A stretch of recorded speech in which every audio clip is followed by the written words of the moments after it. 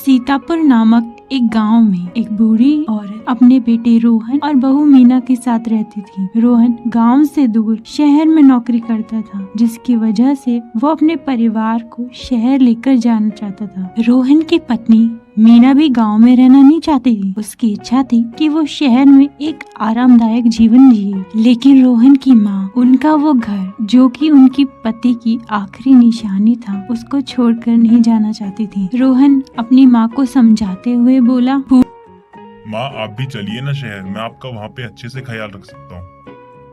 अपने बेटे को प्यार से देखते हुए बोली, देखो बेटा, मैंने अपना सारा जीवन यहीं इसी गांव में बिताया है। मेरा इस जगह को छोड़ने का बिल्कुल मन नहीं है। तुम एक काम करो, तुम बहू को लेकर शहर चले जाओ अपने साथ। अपनी सास की ये बात सुन वहीं पास में खड़ी मीना बहुत खुश हो गई और वो अपने मन में बोली, चलो इतने दिनों में ही सही, इस बुढ़िया ने कोई काम की बात तो की। अब मैं जाऊंगी शहर, और अगर इस बुढ़िया को यही गांव में ही सड़ना है तो रहे यहीं। मीना मन ही मन खुशी से झूम रही थी कि तभी उसके कानों में रोहन की कहे गए शब्द पड़े। रोहन निराश होते हुए बोला, नहीं माँ, अगर आप मेरे साथ शहर नहीं चलेंगी तो मैं मीना को भी अपने साथ नहीं ले जाऊंगा।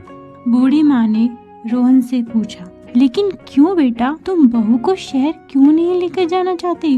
बूढ़ी माँ के साथ मीना भी ये जानना चाहती थी कि आखिर रोहन उसे क्यों साथ लेकर नहीं जाना चाहता। रोहन ने मीना को देखते हुए अपनी माँ से कहा, माँ अगर हम दोनों ही शहर चले गए तो आप यहाँ पे अकेली पड़ जाएंगी, और आपका ख्याल रखने के लिए भी यहाँ पे कोई नहीं है, तो इसलिए मैं चाहता हूँ कि मीना आपका यहीं पे रुक के ख्याल रखे। ये कहकर रोहन वहाँ से चला गया।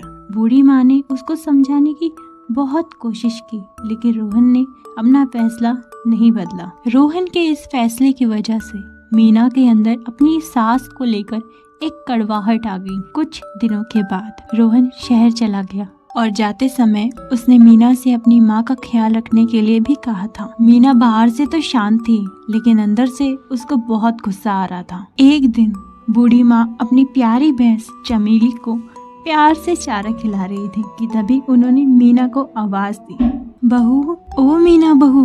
मीना अंदर से उखड़ते हुए बोली, जी माँ जी। बूढ़ी माँ ने मीना से कहा, बहू, चमेली काफी प्यासी है, जरा तुम उसके लिए कुएं से पानी ले आओ ना, मुझसे अब इतना चला नहीं जाता। ये सुन मीना वहाँ से कुएं की ओर चली गई। मीना चलते हुए अपने मन में बड़बड़ाई, वैसे तो इन्हें गांव में रहना था और 4 कदम चलकर अब अपनी प्यारी भैंस के लिए इनसे पानी भी नहीं लाया जा रहा। ऐसे ही कुछ दिन और बीत गए। दोनों सास बहू मिलकर घर का सारा काम कर लिया करते थे, लेकिन एक दिन बूढ़ी माँ की तबीयत खराब हो गई, जिसकी वजह से मीना पर घर के कामों की सारी जिम्मेदारी आ गई। मीना चमेली को चारा खिलाते हुए अपनी सास को कोस रही थी। इस बुढ़िया को बड़ा शौक था यहाँ गांव में रहने का, इसकी वजह से मेरी जिंदगी भी बर्बाद हो गई। मीना की बातों को सुन चमेली को बहुत गुस्सा आ रहा था। चमेली ने मीना को धक्का मार दिया, जिसकी वजह से मीना दूर जाकर जमीन पर गिर पड़ी। मीना दर्द से कराहते हुए बोली, हाय रे, मेरी कमर, मर गई मैं तो।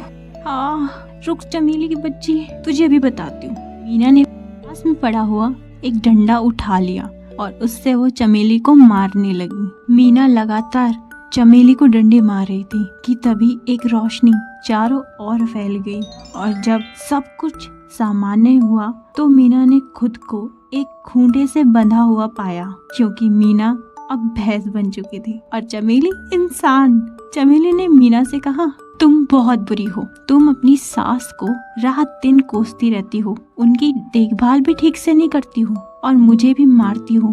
अब तुम भैंस बनकर मेरी जिंदगी जियो और अब मैं मीना बनकर तुम्हारी जिंदगी जीऊंगी। ये बोल चमेली ने एक डंडा भैंस यानी मीना को दे मारा। मीना दर्द से बिलबिलाने लगी। चमेली ने मीना बनकर अपनी बूढ़ी मालकिन की बहुत सेवा की, जिससे वो पहले की तरह बिल्कुल ठीक हो गई। वहीं भैंस यानी मीना को ना तो ठीक खाने को चारा दिया, ना पीने को पानी, और रोज एक डंडा उसको दे मारती थी। कुछ दिनों बाद बूढ़ी माँ ने जब अपनी भैंस को काफी बुरी दशा में देखा तो वो उसके पास आए उन्होंने उसको चारा और पानी दिया और फिर वो उसको प्यार से सहलाने लगी।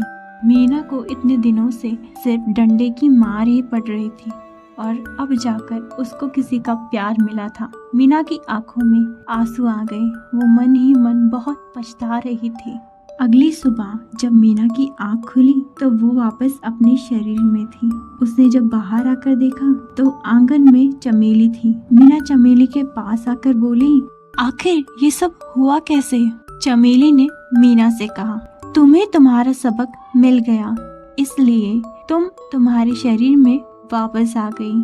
उस दिन से ही मीना अपनी सास के साथ अपनी माँ की तरह व्यवहार करने लगी और उनके साथ प्यार से रहने लगी।